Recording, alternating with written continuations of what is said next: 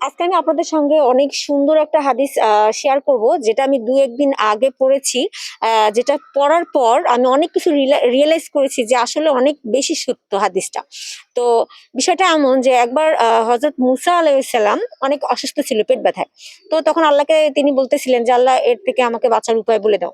তো তখন আল্লাহ নাকি তাকে বলেছিল যে ওই গাছের পাতা খাও, খেলে তুমি সুস্থ হয়ে যাবে। তো নবীজি তাই করলো। তো পাতাটা এনে খাইলো, তো সে সুস্থ হয়ে গেল। তো তারপর সেকেন্ড বার তার আবার পেট ব্যথা হচ্ছিল। তখন সে আল্লাহকে না বলে নিজে থেকে গিয়ে সেখান থেকে পাতা পেড়ে এনে খাইছে। তো তারপর তার কিছুই হলো না, সারলো না। তো পরবর্তীতে সে আল্লাহকে আবার বললো যে আল্লাহ, আমি তো ওই গাছের পাতায় খেলাম, আবার তারপর সারলো না কেন? তখন আল্লাহ একটা কথাই তাকে বললো যে আসলে এই পাতা তো কোনো তোমার সারাবে না, তো পাতা তো তোমার কোনো উপকারে আসবে না।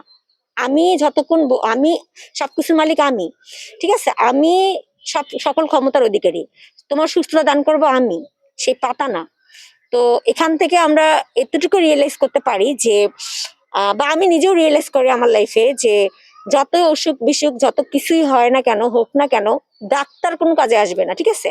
যতক্ষণ না আল্লাহ চাইবে যে আপনি সুস্থ হবেন, ততক্ষণ না দুনিয়ার কারো ক্ষমতা নাই আপনার সুস্থতা দান করবে। তো এটা আমি নিজে থেকেও আমার লাইফে আমি অনেক রিয়েলাইজ করছি যে এমন অনেক অসুস্থতা আমার আসছিল যে আমি এত ওষুধ খেয়েছি, এত দামি দামি ওষুধ খেয়েছি যে আমি সুস্থতা পাইনি। তো যখন আমি আল্লাহকে মন থেকে ভীষণ ডাকতাম, তখন দেখেছি যে ওষুধ না খেয়েও আমি সুস্থ হয়েছি। তো এটা আমার জীবন, আমার লাইফ থেকে আমি প্রুফ পাইছি। তো আশা করবো আপনারাও এই বিষয়টা রিয়েলাইজ করবেন এবং বেশি বেশি আল্লাহকে রাখবেন, আল্লাহর উপরে আস্থা রাখবেন।